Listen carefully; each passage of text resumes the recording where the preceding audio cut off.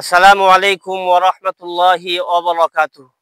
কাছে কিংবা দূরে, দেশে কিংবা প্রবাসে, যে যেখান থেকে আমাদেরকে দেখছেন এবং শুনছেন, সবাইকে আন্তরিক ধন্যবাদ এবং মোবারকবাদ জানাচ্ছি। আপনারা দেখতে পাচ্ছেন আকাশ থেকে বৃষ্টি পড়ছে, পানি ঝরছে। ঠিক এমন মুহূর্তে আমরা দাওয়াতি কার্যক্রমের জন্য আমরা এখানে একত্রিত হয়েছি। আমরা ইতিপূর্বেও কথা বলতেছিলাম আল্লাহ রাব্বুল আলামিনের অস্তিত্বের বিষয়ে, আল্লাহ রাব্বুল আলামিনের সবকিছু সৃষ্টিকর্তার বিষয়ে আমরা কথা বলছিলাম এবং শুনছিলাম। তো এখনো আমরা সেই বিষয়ে কথা বলছি, অন্য অ্যাঙ্গেলে, অন্যভাবে। আসলে আমরা যদি গাছগাছালির দিকে তাকাই, পশু পাখির দিকে তাকাই, প্রত্যেকটা জায়গার ভিতরে আল্লাহ রাব্বুল আলামিনের অস্তিত্ব খুঁজে পাই। যে বিষয়টি কোন এক কবি বলেছেন সুন্দর করে, চমৎকার করে, হাজার মে সাজার মে তেরে রঙ্গ বু হায়, যেদর দেখে তাহু ওদর তু হি তু হায়।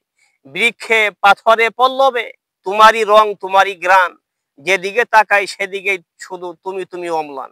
তো কবি বলেছেন যে আল্লাহ রাব্বুল আলামিনের অস্তিত্ব পাওয়ার জন্য গাছের দিকে তাকান, মাছের দিকে তাকান, ফল ফ্রুটের দিকে তাকান, বন জঙ্গলের দিকে তাকান, মানুষের দিকে তাকান, সূর্যের দিকে তাকান, গ্রহ নক্ষত্রের দিকে তাকান, আল্লাহর অস্তিত্ব খুঁজে পাবেন।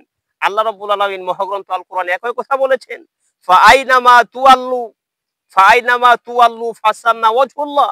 তোমরা যেদিকে তাকাও না কেন আল্লাহ রাব্বুল আলামিনের অস্তিত্ব খুঁজে পাবে।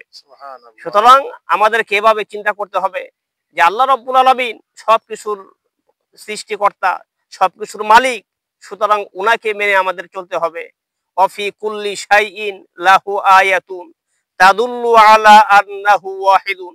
প্রত্যেকটা জায়গা, প্রত্যেকটা জিনিস তারা সাক্ষ্য দিচ্ছে যে আল্লাহ রাব্বুল আলামিনের হ্যাঁ অস্তিত্বের নিদর্শন প্রত্যেকটা জায়গার ভিতরে রয়েছে।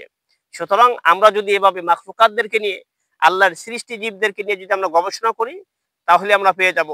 সর্বশেষ একটা উদাহরণ মাধ্যমে শেষ করছি। চার মাযহাবের এক মাযহাবের ইমামের নাম হচ্ছে ইমাম শাফি রহমতুল্লাহি আলাইহি। ওনাকে জিজ্ঞাসা করা হয়েছিল আল্লাহর অস্তিত্বের বিষয়ে আপনি একটি যুক্তি দাঁড় করান। ইমাম শাফি রহমতুল্লাহি আলাইহি বলেছিলেন একটা ডিমের উদাহরণ দিয়ে, আমি পৃথিবীতে দেখলাম যে একটা এভাবে রূপার একটা সাদৃশ্য বা রূপার দেওয়ালের মাধ্যমে একটা সুন্দর একটা জিনিস আকৃতি। এর বাইরে থেকে ভিতরে প্রবেশ করার কিছু নেই, ভিতর থেকে বাহিরেও আসার মতো কোনো জানালা দরজা ফাঁক ফোকর কিছু নাই।